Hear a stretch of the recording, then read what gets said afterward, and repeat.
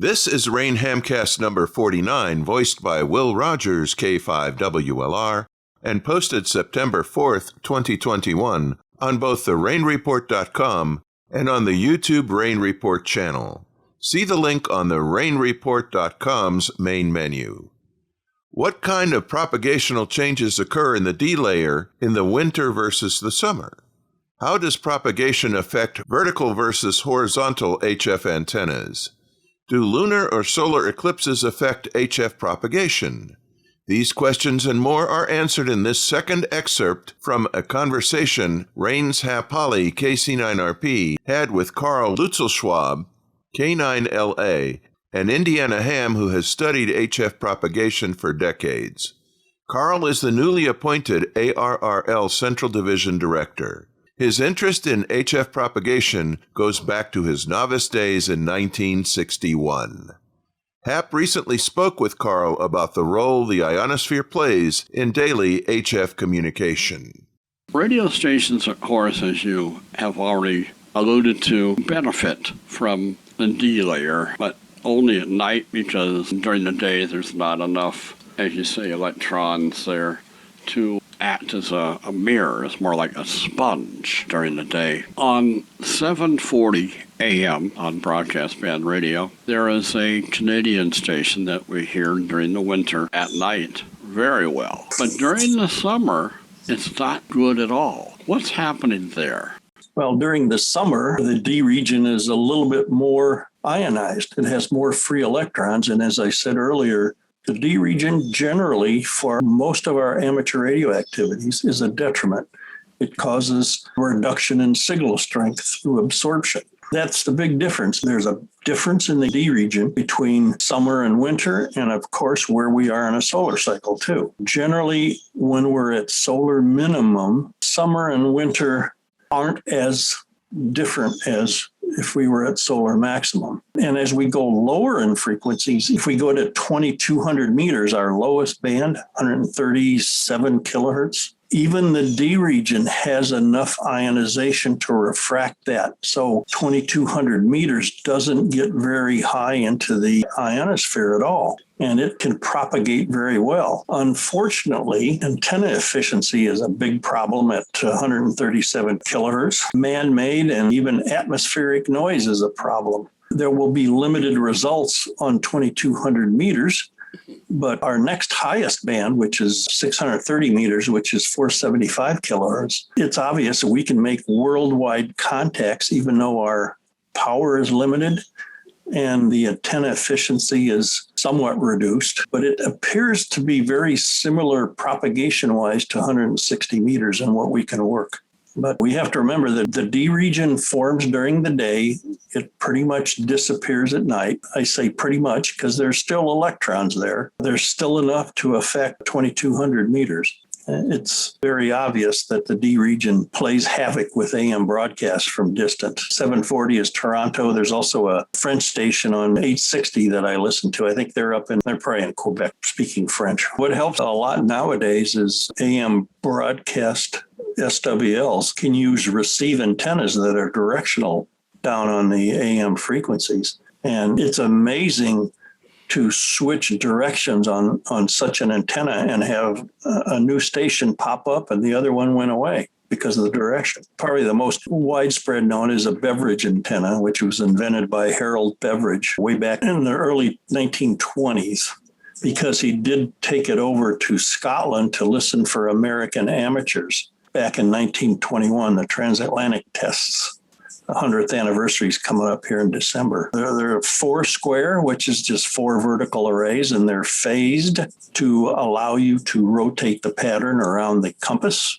And there's a lot of other receive antennas that can do the same thing. Mostly they're used on 160 meters. Of course, they do a lot of good on 80 and even on 40.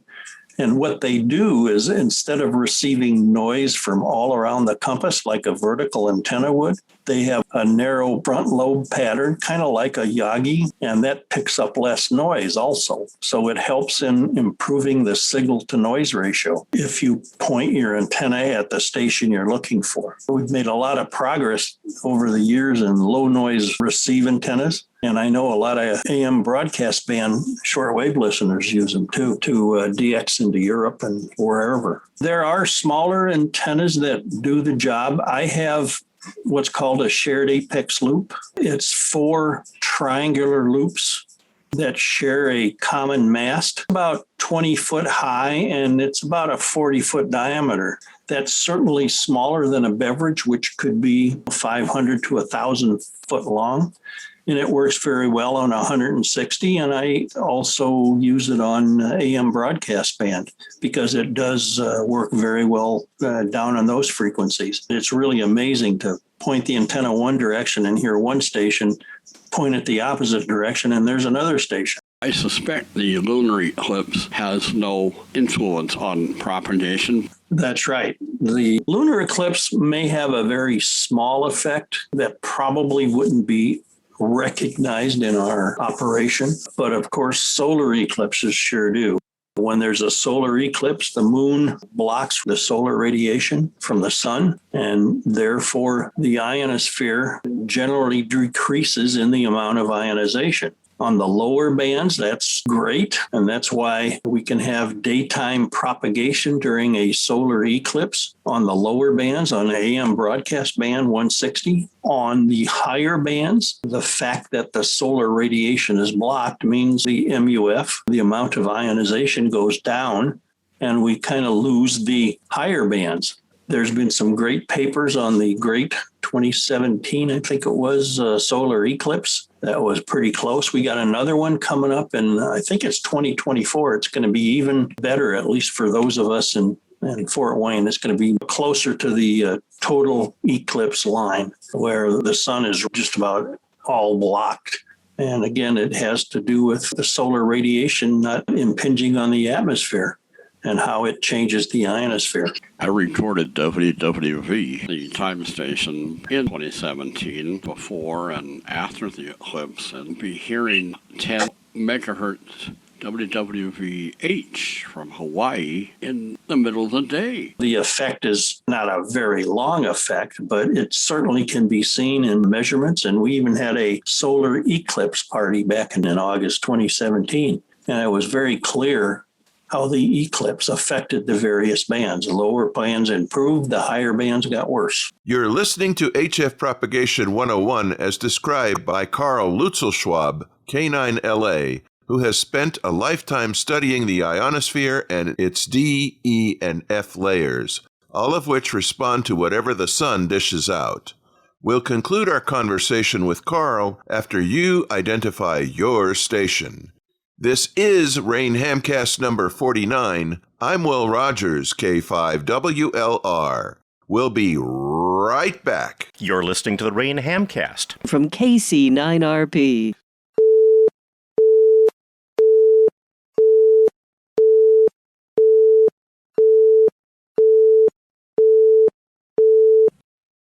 Here, discussions about vertical versus horizontal propagation. How does HF-type long-distance, thousands of miles, affect your polarization? Well, we have to remember the ionosphere is immersed in the Earth's magnetic field, and what that does is causes 2 indices of refraction in the ionosphere. We generally think of the characteristic waves that go through the ionosphere as either the ordinary wave or the extraordinary wave. And all they are is just a result of the fact that the ionosphere is immersed in a magnetic field. Now, what's important is what's called limiting polarization. In other words, what's the polarization at the entry point of the ionosphere and what's the polarization at the exit point. We don't care what the polarization is as the wave goes through the ionosphere. We care about when it comes out and when it goes in. And what we should try and do is match our polarization to what the ionosphere dictates it should be. That can be very involved, and it could maybe lead you to making a circularly polarized antenna instead of just having our horizontal Yagis and our vertical trap antennas. But it's a lot of trouble, and I'm not sure how valuable it is or how much it helps really for all the trouble to go with. I believe that the best thing you can do is put up a horizontal antenna, emits horizontal polarization, and it may couple the best into the ionosphere. It may not, but it generally works pretty good over a long time. And of course, a horizontal antenna doesn't pick up as much noise as a vertical antenna. And a horizontal antenna is not as dependent on your ground conditions as a vertical antenna. The best thing to do is just kind of ignore polarization. Try and put up a horizontal antenna at a good height. But if all you can do is put up a vertical, then do it, and just realize that your results will depend a lot on how much time you spend at the radio. Isn't it somewhat dependent upon the takeoff angle of your signal? Right. The ionosphere determines what the best path is from point A to point B. In general, long distance paths are better with antennas that radiate a lot of their energy at low elevation angles. And what that means for verticals, that they generally, if you have a good ground system, they'll give you good vertical polarization at low elevation angles. Horizontal antennas depend on their height above the ground. The higher the horizontal antenna, the lower the elevation angle. Why are ground systems so important? Well, ground systems with verticals are important because they reduce ground losses. And that's the whole purpose of an extensive ground system. Just like the AM broadcast stations generally have many radials around the compass that are generally a quarter wavelength. And they're doing it just to put the maximum field strength into the ground wave. In other words, trying to not lose so much of their signal, eating up the worms down there. We're just starting in cycle 25. We've been through a long solar minimum. And generally what a long solar minimum says is we're going to have a small next cycle. But the sun's not going to do what we think it's going to do. It's going to do what it wants to do. But like I said earlier, we should expect improving propagation on 15, 12, and 10 meters as cycle 25 ramps up, and as we move into the fall and winter months when the ionosphere in the northern hemisphere is better, you got to realize that the three major ham populations are in the northern hemisphere, North America, Europe, and Japan. The VHF and UHF bands don't depend too much on the sun and where we are in a solar cycle because they're mostly line of sight. The ionosphere just cannot be ionized enough to refract 2 meters and above. For new hams who have been licensed in the past, say 5 years, they probably wonder what's so great about 15, 12, and 10 meters. Well, all I can say is, let's wait a couple years and you'll be surprised at what you can work with modest antennas and modest power. Solar maximum, even though it may be a small one, is going to really liven up those bands. And it might even help 6 meters also. Of course, you use the digital modes on 6 meters because the digital mode guys are working stuff that the CW and sideband guys don't even hear. So you want to be active on 6 meters throughout a solar cycle. Get on the digital modes. FT8. You bet, yeah. If someone wants to contact you to learn more about our amazing ionosphere, who do they email? You can email me at k9la@arrl.net. I also have a website with lots of propagation stuff on it, k9la.us. That'll get you there. Lots of different links to different aspects of ham radio. For example, 160 meters, HF. I write a monthly feature about a variety of topics. There's a whole bunch of those on there. So go to k9la.us for lots of propagation stuff. Also on my website is a great book by Bob Brown, NM7M. He's a silent key. It's called The Little Pistol's Guide to HF Propagation. It's not in print anymore, but you can download a PDF. It's about 15 megabytes. If you're using dial-up, you're going to be on there a while. But it's a great introductory book on HF propagation. Very well written and simple to read. So lots of information out there. Of course, there's lots of other websites too. And of course, there's WWV. We mentioned National Bureau of Standards. in Fort Collins, Colorado on 2.5, 5, 10, 15, 20, and 25 megahertz. Yeah, there's also a good website to look at maybe every day is spaceweather.com.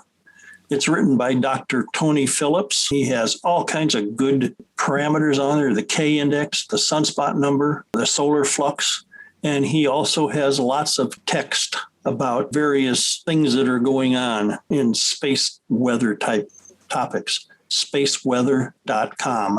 One of the things that I like to look at, go to qrz.com. There's a very colorful banner by N0NBH on there. The A index, the K index gives solar flux. It gives the sunspot number. It gives the extreme ultraviolet radiation, which I'll mention again that it's the true ionizing radiation of the F2 region, which is real important. Gives some other information, solar wind speed, and all of those have an impact on space weather propagation and how propagation is.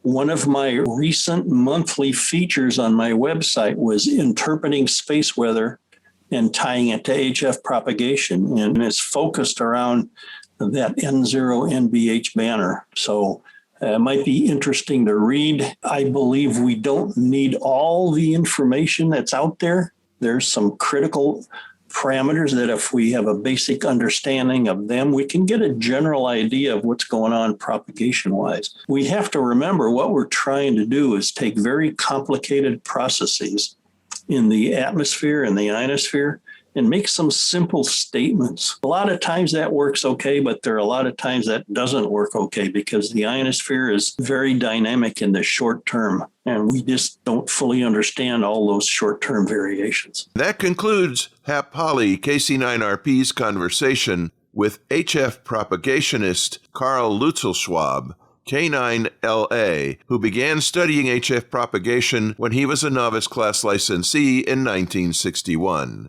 This summer, Carl was appointed ARRL Central Division Director. If you do contact Carl, let him know Hap sent you. This two-part Rain Hamcast HF Propagation 101 can be found on both the rainreport.com and on YouTube. See the main menu on the rainreport.com for the Rain Report YouTube channel link. Copyright 1985-2021 Rain. All rights are reserved. Rain programming is made available under a Creative Commons license. Permission is hereby granted for you to download, share, post, and transmit this bi-weekly Hamcast over amateur radio in its entirety. Your feedback and support for this Hamcast are welcome on the rainreport.com. YouTube technical assistance, Tom Shimizu, N9JDI. Rain Hamcast number 50 will post September 18th. 73 from the Radio Amateur Information Network, RAIN. I'm Will Rogers, K5WLR. Keep on hamming.